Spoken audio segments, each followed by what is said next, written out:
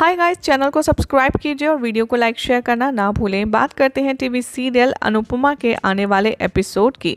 तो शो की कहानी में क्या कुछ दिलचस्प होगा, चलिए आपको बताते हैं। आज रात के एपिसोड में आप देखेंगे कि जो वनराज है वो मीनू का वेलकम करने वाला है। मीनू उसकी बहन की बेटी जो कि अब्रॉड से पढ़ाई लिखाई करके आई है और मीनू का यहाँ पर बहुत ही अच्छे से स्वागत किया जाएगा। अनुपमा यहाँ पर कहेगी कि मैंने तुम्हें बहुत ज़्यादा मिस किया। आशा भवन के लोग भी यहाँ पर कहेंगे कि तुम्हारी मामी ने तुम्हें हमारे बारे में बताया होगा ना, और हम तुम्हें बताएंगे कि इन्होंने हम सब के लिए क्या किया। और वो कहती है कि नहीं नहीं, ये मेरी मामी नहीं है, मेरी माँ है। वो कहती है कि इनके हमेशा से 3 बच्चे थे और मैं हमेशा से इनको अटेंशन लेने में कामयाब हो जाती थी और ये मुझे पूरा अटेंशन देती थी। वो कहती है मेरी मम्मा ऑफिस जाती थी ना, तो मामी को यहाँ पर मुझे स्कूल से लाने की ड्यूटी मिलती थी और मामी मुझे बहुत टेस्टी टेस्टी खाना खिलाती थी, मेरे साथ खेलती थी। मैं डॉक्टर बनती थी और मामी मेरी पेशेंट। अनुपमा कहती है कि हाँ, मुझे कभी कभी खांसने को बोलती थी और ऐसे एक्टिंग करती थी कि जैसे मेरा ऑपरेशन कर रही है चम्मच से। मैं यहाँ पर बहुत ज़ोर ज़ोर से चिल्लाती थी और मैं कहती थी कि पेशेंट बेहोश हो गया ऑपरेशन के बीच। बाला कहता है कि सागर गया है यहाँ पर मीनाक्षी ठक्कर को पिक करने। अनुपमा कहती है लेकिन वो है कहाँ। सागर कहता है कि मैं यहाँ पर मीनाक्षी को लेने तो गया था और मैं उसे ले आया। बाला कहता है यहाँ पर कि कहीं तुम्हारा कोई रॉन्ग नंबर तो कनेक्टेड नहीं हो गया।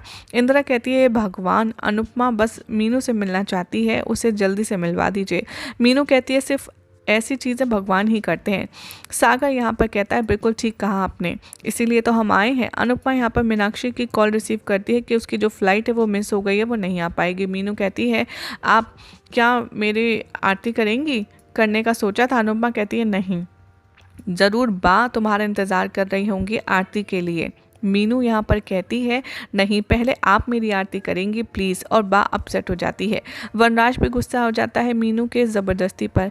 अनुपमा आरती करना शुरू करती है मीनू की और वनराज वहाँ पर आ जाता है और आरती की प्लेट को गिरा देता है। अनुपमा कहती है आपका दिमाग ख़राब है। वनराज कहता है अपना मुँह बंद करो, तुम्हारी मेमोरी चली गई है क्या, या तुम बेशर्म हो चुकी हो। यहाँ पर वो कहती है कि देखिए, मैं यहाँ पर मीनू को हमारे घर नहीं भेज सकती, वो यहाँ गलती से आ गई। मैंने कहा था बाउस का वेट कर रही होंगी सुबह से।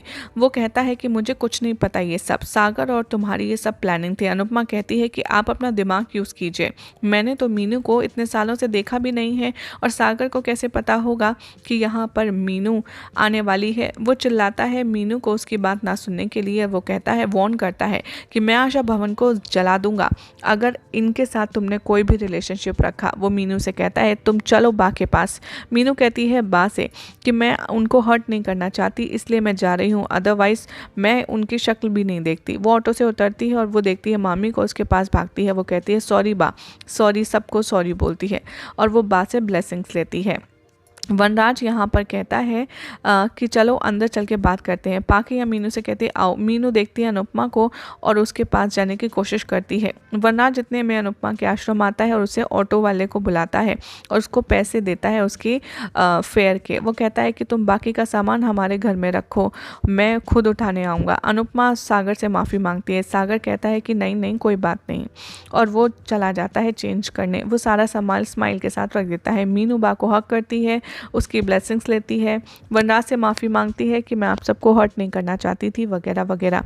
बा कहती है कि मैं तेरा कब से वेट कर रही थी, मेरी आंखें तो तुझे देखने के लिए तरस गई। मीनू कहती है कि हाँ, अब देखा ना कि मैं यहाँ आ गई एकदम बड़े होकर के। ये बताइए आपने कुछ खाया? वो कहता है, वो यहाँ पर वनराज से कहते हैं कि हाँ, क्या बात है, आप तो मामा जी और ज़्यादा हैंडसम हो गए हैं और इन मूंछों के साथ पहले से भी ज़्यादा। लड़कियां तो अभी भी आप पर दीवानी होती होंगी। यहाँ पर वो कहती है मुझे नहीं पता आपकी इक्वेशन क्या है मामी के साथ। वनराज कहता है कि तुम उस साइड मत जाओ, वैसे भी वो एलओसी है। इधर आश्रम में हर कोई वनराज के एरोगेंस और घटिया बिहेवियर के बारे में बात करता है। बापूजी अपसेट हैं, इसलिए वो घर छोड़कर आ जाते हैं। सागर कहता है टीटू से कि हमें भी कुछ डांस स्टेप सिखाओ। बाला कहता है कि मुझे भी। नंदिता कहती है इस एज में? बाला कहता है कि मैं सिर्फ 20 का हूँ। इंदिरा कहती है कि हाँ, आज ही आपके शोल्डर में पेन हो रहा था ना, और आपने कहा था कि गर्म पानी की मसाज चाहिए। सागर जाने ही वाला होता है, बालों से टीज करता है और कहता है कि एक सेकेंड ज़रा ख्याल से, वो दुश्मन की बेटी है। सागर कहता है मतलब। इधर अनुज यहाँ पर खांस रहा होता है, अनुपमा उसे पानी देती है, वो उसकी तरफ बढ़ाती है अपना हाथ, लेकिन वो गलती से पानी अपने ऊपर गिरा लेती है। अनुपमा जाती है और वो कहती है क्या हुआ आपके पैरों को। किंजल यहाँ सब कुछ मीनू को बताती है। मीनू शौक है अनुपमा की इतनी ज़्यादा परेशानी इस सिचुएशन देखकर। वो कहती है कि मम्मी तो बहुत ज़्यादा क्लोज थी मामी से और मामा अब्बा से, लेकिन इन 5 सालों में कोई कांटेक्ट क्यों नहीं किया। किंजल कहती है तुम लोग इतने ज़्यादा दूर थे ना, वरना पापा तुम्हारे यहाँ पर बहुत ज़्यादा गुस्से में आ जाते और इसलिए मम्मी ने कांटेक्ट नहीं किया होगा। मीनू कहती है कि मैं मामी के साथ अपना रिश्ता नहीं तोड़ सकती। किंजल कहती है कि बा यहाँ पर तुम्हारी शादी की प्लानिंग कर रही है।